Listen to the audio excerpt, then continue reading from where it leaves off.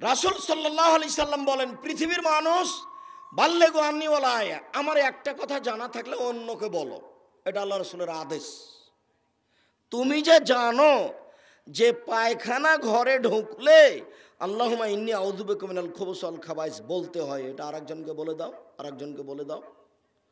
আপনি যে মা, বাচ্চাটা গিলাসটা হাতে করে মুখে দিচ্ছে, তা আপনি মা হিসেবে বলেন আব্বু বিসমিল্লাহ, আব্বু বিসমিল্লাহ বলো, আব্বু বিসমিল্লাহ বলো।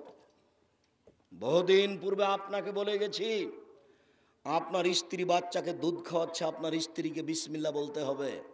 আপনার স্ত্রী যদি বিসমিল্লাহ না বলে, এ দুধ শয়তান খাবে, নিশ্চিত খাবে, অবধারিত খাবে। নবী বলেছেন খাবে, অতএব খাবেই খাবে। তার মানে আপনার স্ত্রী মাস্টার ডিগ্রি পাস করেছে বটে, 10টা সন্তান প্রসব করেছে, 2টা করেছে বটে, তবে বাচ্চা লালন পালন করতে জানে না। বাচ্চাকে দুধে মুখ দেওয়ালে প্রথমে বিসমিল্লাহ বলতে হবে। হুযায়ফা রাদিয়াল্লাহু তাআলা আনহু বলেন, রাসূল সাল্লাল্লাহু আলাইহি সাল্লাম বলেছেন, ইন্না শায়তান ইস্তাহিল্লু তাম আল্লাহ ইযকারা ইসমুল্লাহ আলাইহি, নিশ্চয় শয়তান ওই খাদ্য খায় যে খাদ্যে বিসমিল্লাহ বলা হয় না।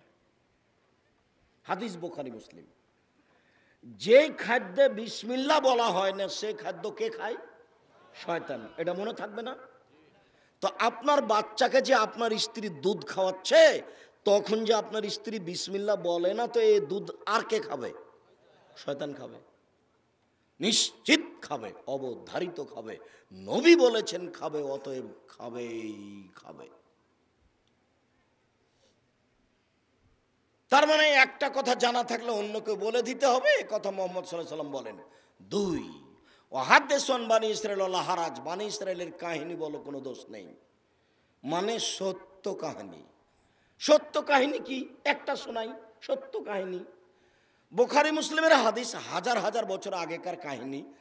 3টে শিশু বাচ্চা মায়ের কোলে কথা বলেছিল দুধ খাওয়ার সময়। 3টে শিশু বাচ্চা দুধ খাওয়ার সময় মায়ের কোলে কথা বলেছিল। তার একজন হলেন ঈসা আলাইহিস সালাম, আর দ্বিতীয় জনের ঘটনা হলো এই, হাজার হাজার বছর আগে একজন লোক ছিল, তার নাম ছিল জোরাইজ। তিনি গির্জা ঘরে ইবাদত করতেন। ফাজাত উম্মুহু, ইতিমধ্যে তার মা আসলেন। তার মা এসে তাকে ডাকলেন। তখন জোরাইজ মনে মনে ভাবলো, উসালে উজিবহা, আমি এখন সলাত আদায় করব না মায়ের ডাকে সাড়া দিব? আমি এখন সলাত আদায় করব না মায়ের ডাকে সাড়া দিব? ভাবতে ভাবতে দেরি হয়ে গেছে। তখন মায়ে বলছেন, আল্লাহুম্মা লা তুমিতহু হাত্তা তুরিয়াহু ওজুহাল মুমিসাত, আল্লাহ তুমি এই ছেলের মরণ দিও না, আমার ডাকে সাড়া দিল না, তুমি এই ছেলের মরণ দিও না যতক্ষণ পর্যন্ত বদ মহিলার সাথে তার দুর্ঘটনা না হয়েছে। পতিতালয়ের মহিলার সাথে যখন দুর্ঘটনা হবে তখন সে যেন মরে। কেন আমার ডাকে সাড়া দিল না? মা রাগ করে এই কথা বলে চলে গেলেন। ফাতারাজাতুল্লাহু ইমরা, বলে যেতে না যেতে একজন মহিলা চলে এসেছে। ফাতাকাল্লামাত, মহিলা চলে এসে তার সাথে জেনার প্রস্তাব দিল। ফাবা, তিনি অস্বীকার করলেন। ছি ছি ছি ছি ছি ছি, বলো কি তো। ফাতাতির রাইয়া, মহিলা একটা রাখালের কাছে আসলো। ফাম কানাথো, রাখালকে চেপে ধরে জেনা করলো। ফাওলাদাত গোলামান, তারপর মহিলা একটা বাচ্চা প্রসব করলো। ফাকারাত, মহিলা বলে দিল, হাজাবিন জোরাইজ, এ বাচ্চা হলো জোরাইজের সন্তান। জনগণ জেনে গেল, হইচই করে ফাতাহু, জনগণ তার কাছে আসলো। ওয়াকসারুহু, এসে তার গির্জাঘরকে ভেঙে করে খান খান করে দিল, ধুলা ধুলা করে দিল। ওয়ানজালুহু, তাকে টেনে হেঁচড়ে রাস্তায় নামিয়ে দিল। ওয়াসাব্বু, যার যা ভাষায় জুটলো সে তাকে ওইভাবে গালি দিল। বেটা, এখানে তুমি ইবাদত করো আর জেনা করো, তুমি ঢং শুরু করেছ। যে যেভাবে পারলো মারা ধরা বলা, এইভাবেই সিনেমা দেখে মানুষের ইমান ধ্বংস করে। তো এইবার ফাকামা, তিনি দাঁড়ালেন, অথবা ওযু করলেন, অসল্লা রাকাতান, 2 রাকাত সালাত আদায় করলেন। 2 রাকাত সালাত আদায় করে দুধের বাচ্চার কাছে গিয়ে বলছেন, ও দুধের বাচ্চা, বলো তোমার আবুকা, তোমার বাপকে? তখন দুধের বাচ্চা বলছে, আবিয়া রাই, আমার বাপ হচ্ছে রাখাল। জনগণ বলল, নাবনি সামাতাকা বিজাহাবে, জোরাইজ তোমার গির্জাঘর স্বর্ণ দিয়ে বানিয়ে দিব। জোরাইজ বললেন, লা ইল্লা বিত্তিন, না, আমার গির্জাঘর স্বর্ণ দিয়ে বানাতে হবে না, মাটি দিয়ে বানাতে হবে, যাহাই ছিল তাহাই করিতে হইবে।